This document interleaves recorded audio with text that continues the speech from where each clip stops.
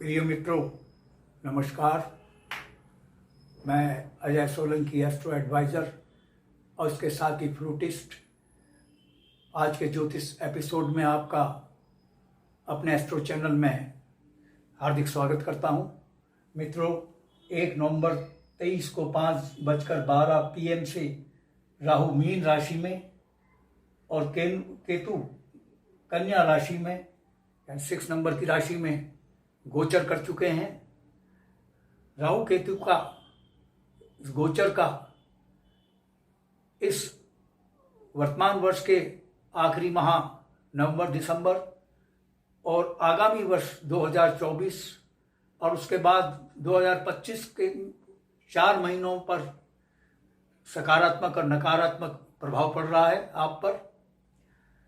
राहु केतु एक राशि में 18 महीने रहते हैं। तो आइए पहले राहु की आपकी लग्न राशि पर क्या प्रभाव पड़ रहा है इसकी चर्चा करते हैं। राहु केतु मित्रों छाया ग्रह हैं, माने गए हैं, शैडो प्लैनेट माने गए हैं कि कोई राशि नहीं होती। जिस राशि में ये विराजमान होते हैं उस राशि के स्वामी ग्रह का प्रतिनिधित्व करते हैं और उसके फल प्रदान करते हैं। इसके अतिरिक्त अपने फल भी देते हैं। राहु की जो विशेषताएं के अपनी विशेषताओं के अनुसार अपने फल भी देते हैं। राहु आपकी गोचर कुंडली के अष्टम में मीन राशि में विराजमान रहेंगे। राहु मीन राशि में आपको शांत स्वभाव, शांत प्रकृति का ईश्वर में आस्थावान बनाता है। जो जातक जातिकाएं शिक्षा, चिकित्सा, शोध, अनुसंधान व रिसर्च आदि के कार्यों में जुटे हुए हैं उनको कामयाबी मिल रही है, भारी कामयाबी मिलने की संभावना है। इसका कारण है आपकी गोचर कुंडली में राहु देव अष्टम भाव में देवगुरु बृहस्पति देव का प्रतिनिधित्व कर रहे हैं। देवगुरु बृहस्पति देव इन बातों का कारक है जिनमें आपको कामयाबी मिल रही है। मैंने बतला चुका हूं। देवगुरु बृहस्पति देव जो है बहुत ही सौम्य और शालीन ग्रह माने जाते हैं, इसलिए आप में सौम्यता और शालीनता आएगी।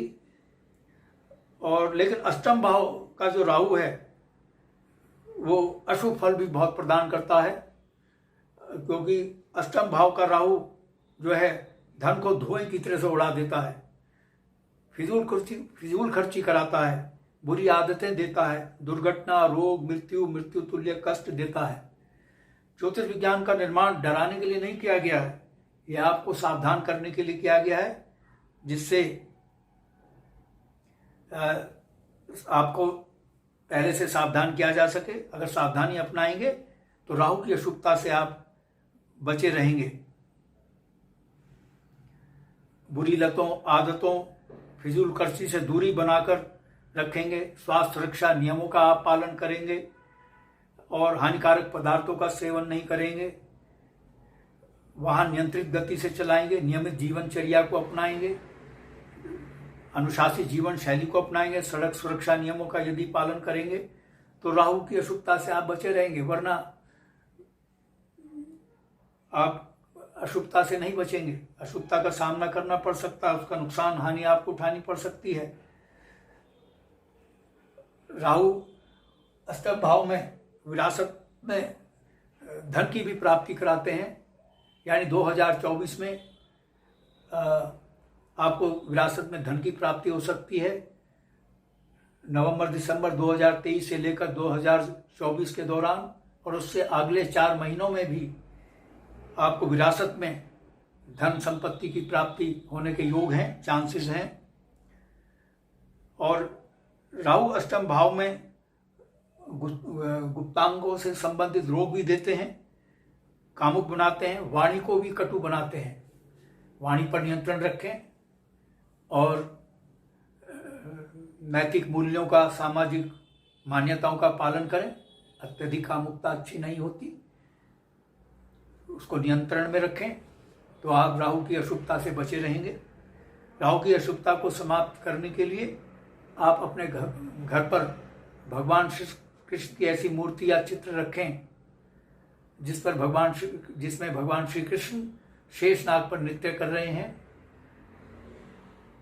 मूर्ति या चित्र के ऐसी मूर्ति या चित्र के सामने बैठकर आप 108 बार ओम नमो श्री भगवते वासुदेवाय नमः मंत्र का जाप करें और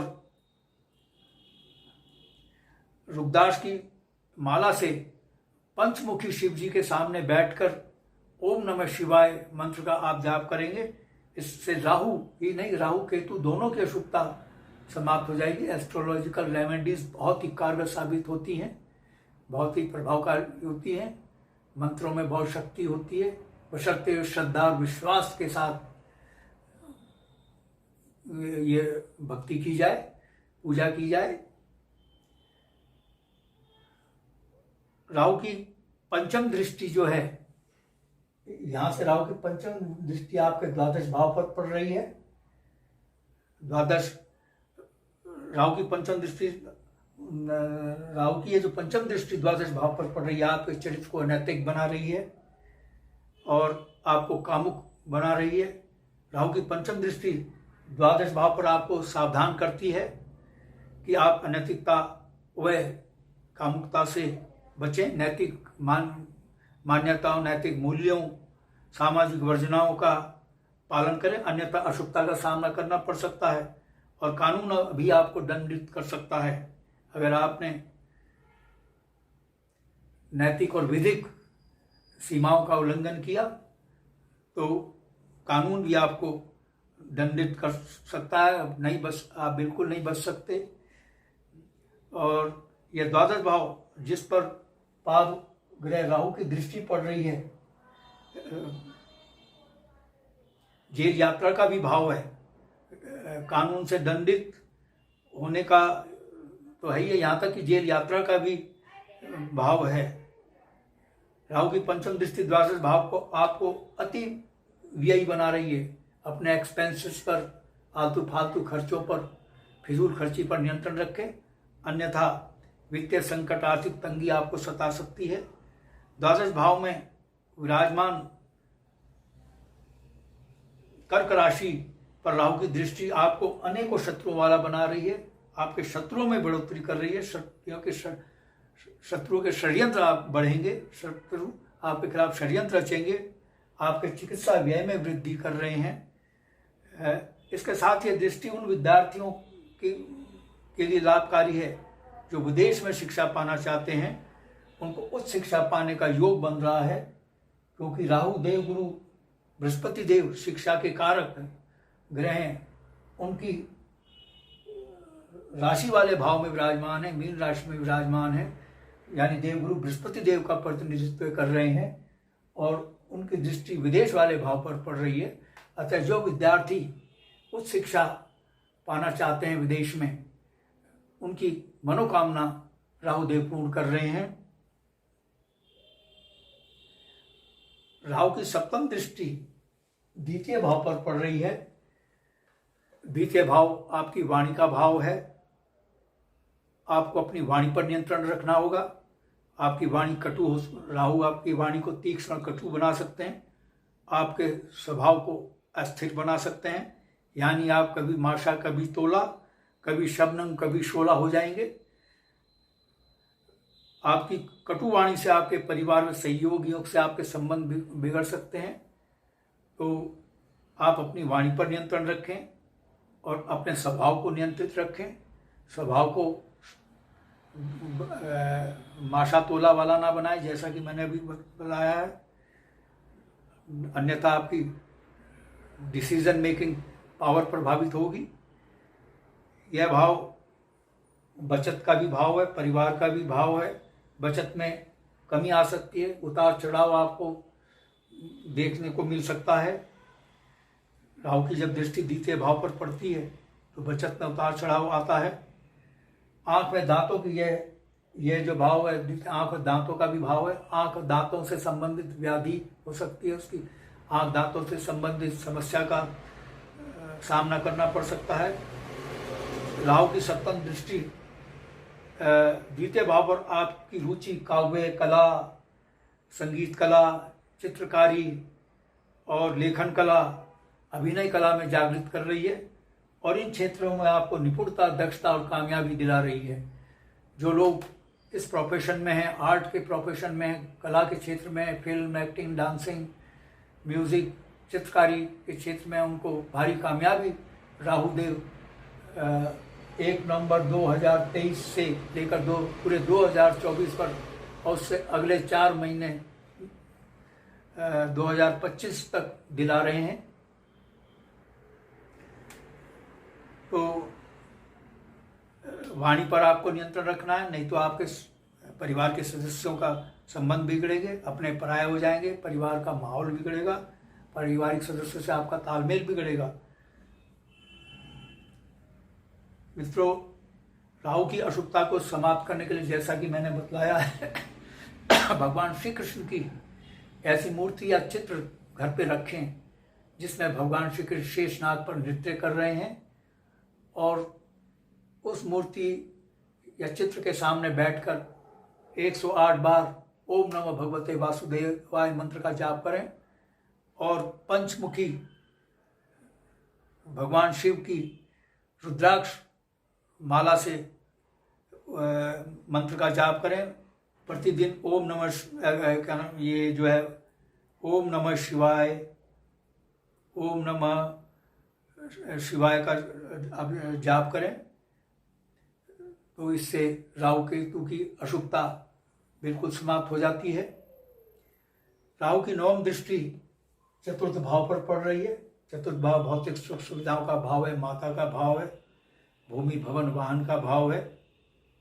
राहु की 9वीं दृष्टि अपनी नीच राशि वृश्चिक पर पड़ रही है। यह दृष्टि आपके चरित्र को अनैतिक बना रही है, आपको धोखेबाजी में लिप्त कर रही है, धोखेबाजी में लिप्त होने के लिए प्रेरित कर रही है। राहु की 9वीं दृष्टि चतुर्थ भाव के आपके भौतिक सुख सुविधा में कमी ला रही है, माता के स्वास्थ्य में कमी ला रही है, माता से आपका तालमेल बिगड़ सकता है, संबंध बिगड़ सकते हैं, पिता से वाद विवाद हो सकता है। पिता का सम्मान करें। भगवत गीता में तो यहाँ तक कहा गया है कि पिता दुराचारी भी है, तो पुत्र को चाहिए वो उसका सम्मान करे। पिता से वाद विवाद से बचें, वरना राहु देव आपका वाद विवाद आपके पिता से करा रहे हैं।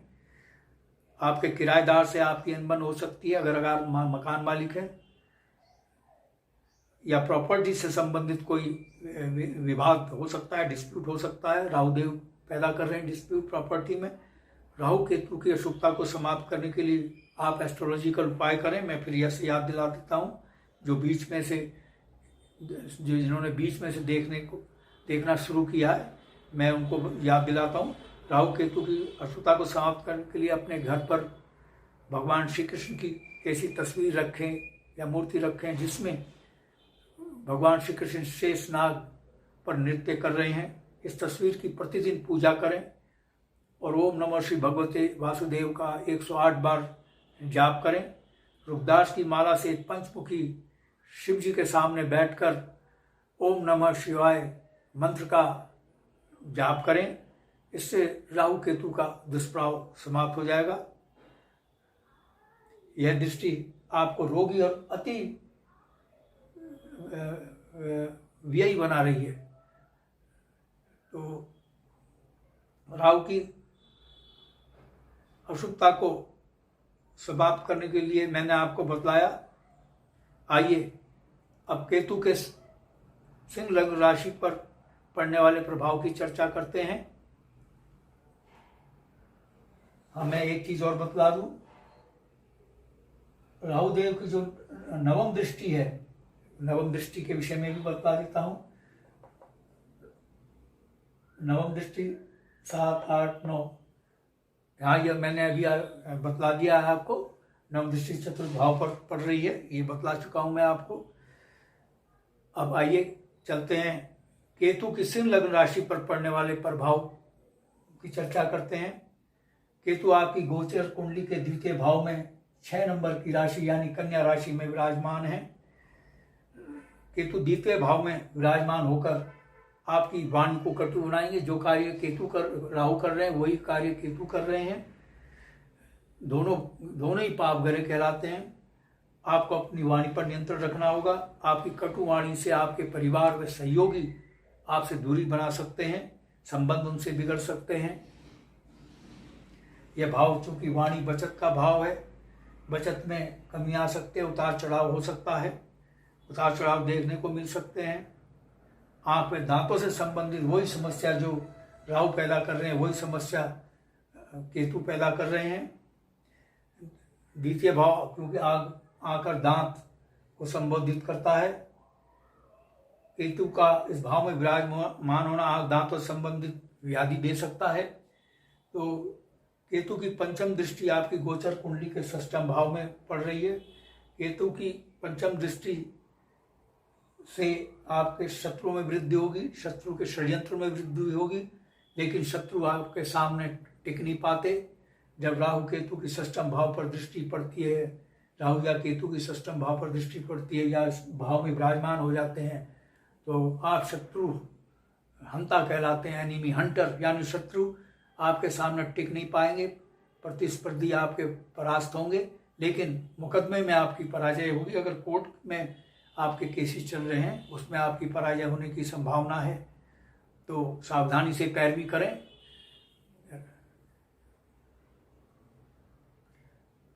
आप में साहस का संचार होगा। राहु केतु की दृष्टि, पंचम दृष्टि आप में साहस का संचार कर रही है, और चतुराई का भी साहस और चतुराई दोनों आप में ला रही है। अपने साहस और चतुराई से शत्रु को पराजित करने में सफल होंगे। आपके स्वास्थ्य में वृद्धि होगी। यह रोग, यह छठा भाव बीमारियों का भी भाव है। स्वास्थ्य में वृद्धि होगी, विशेषकर जो किडनी, हालांकि किसी भी बीमारी से पीड़ित हैं उनको स्वास्थ्य लाभ होगा, उस बीमारी से स्वस्थ होंगे। लेकिन छठा भाव जो कहलाता है वो किडनी, लीवर, इंस्टेंटाइन से संबंधित व्याधियों का भाव है। इन रोगों में विशेष, इन रोगों के उपचार में विशेष लाभ मिलेगा। तो आपके रुका हुआ जो आपका पैसा, वह रुका हुआ पैसा है, अटका हुआ पैसा है, फंसा हुआ पैसा है, वो आपका पैसा वापिस होगा। और चूंकि नौकरी के कारक क्योंकि नौकरी के कारक ग्रह शनिदेव की मकर राशि षष्ठम भाव में विराजमान है और इस पर राहु की दृष्टि पड़ रही है। राहु देव शनिदेव के शिष्य कहलाए गए हैं। यह स्थिति उन लोगों के लिए लाभकारी है जो लोग बेरोजगार हैं, जो लोग नौकरी पाने के लिए हाथ पैर मार रहे हैं, प्रयासरत हैं, उनको नौकरी नहीं मिल रही है। उनको नौकरी मिलने के योग 1 नवंबर 2023 को 5:12 PM से लेकर नवंबर दिसंबर 2023 और पूरे वर्ष 2024 और आगे 2025 के 4 महीनों तक है। नौकरी पाने के प्रबल योग हैं। लेकिन उनको जो नौकरी मिलेगी वो जन्म स्थान और घर से दूर मिलेगी। इसके साथ ही आप अपनी पूरी उदारता से मित्रों व संबंधियों को वित्तीय सहायता करने के लिए उद्यत रहेंगे। तो केतु की सप्तम दृष्टि आपकी गोचर कुंडली के अष्टम भाव पर पड़ रही है।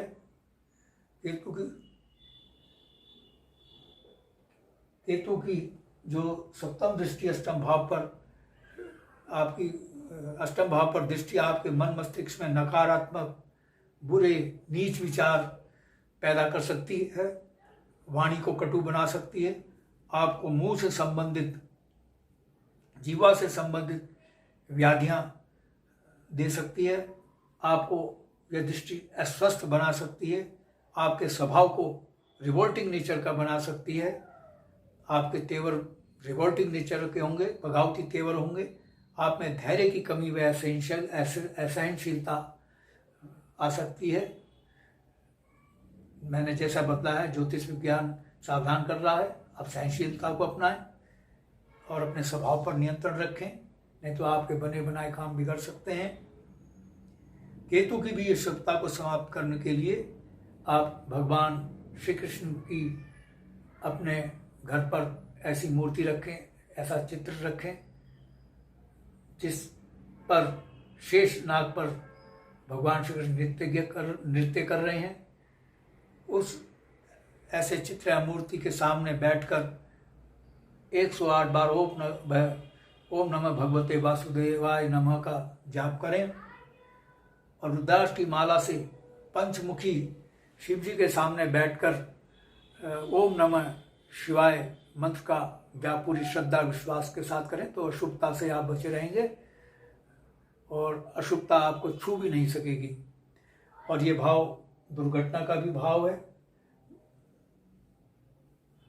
दुर्घटना से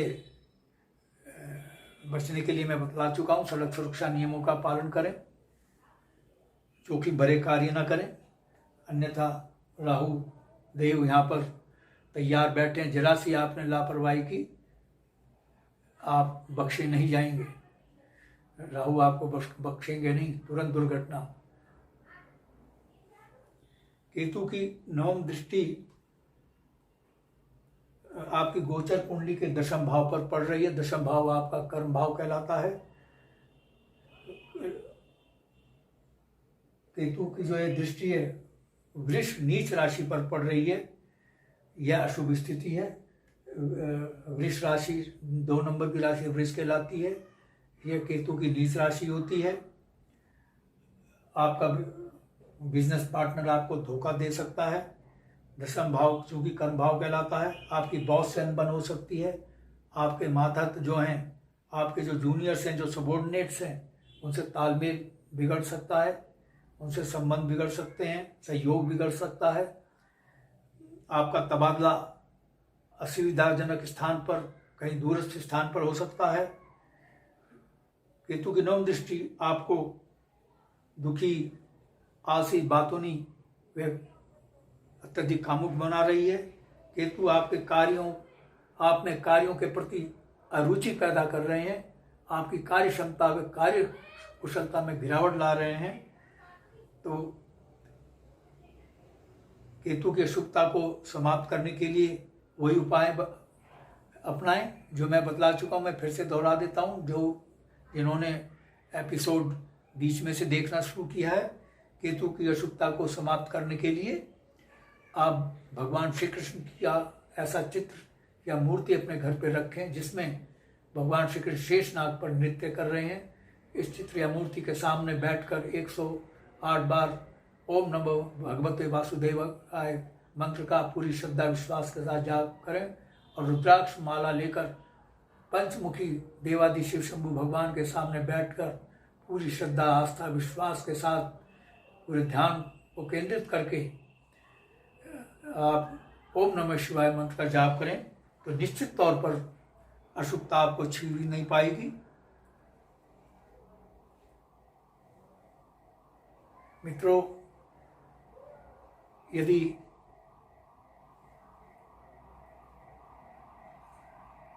आपको मेरा ये चैनल, मेरा एपिसोड पसंद आया है, I request you to please subscribe my channel. मेरा चैनल सब्सक्राइब करने से आपको 2 लाभ होंगे। मैं एस्ट्रो एडवाइज़र के साथ साथ फ्लूटिस्ट भी हूँ।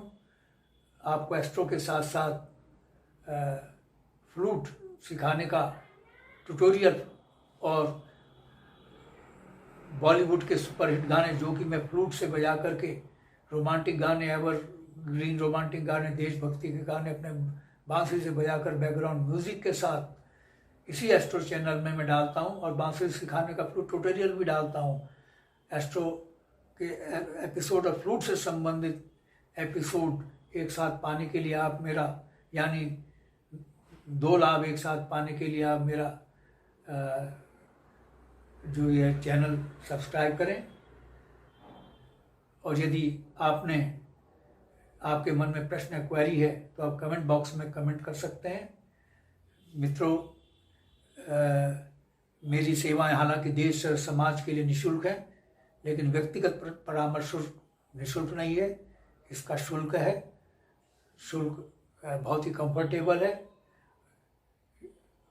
यदि आपके मन में कोई प्रश्न या क्वेरी है, आप अपने जन्म कुंडली या लग्न पत्रिका के एनालिसिस कराना चाहते हैं तो आप अपने प्रश्नों के साथ अपनी बिल्कुल सही जन्म तिथि, जन्म समय, जन्म स्थान मेरे व्हाट्सएप नंबर 9411769698 पर भेज सकते हैं। मैं आपके प्रश्नों का तुरंत उत्तर दूंगा। बस आज इतना ही मित्रों, धन्यवाद। राधे राधे, जय श्री कृष्ण।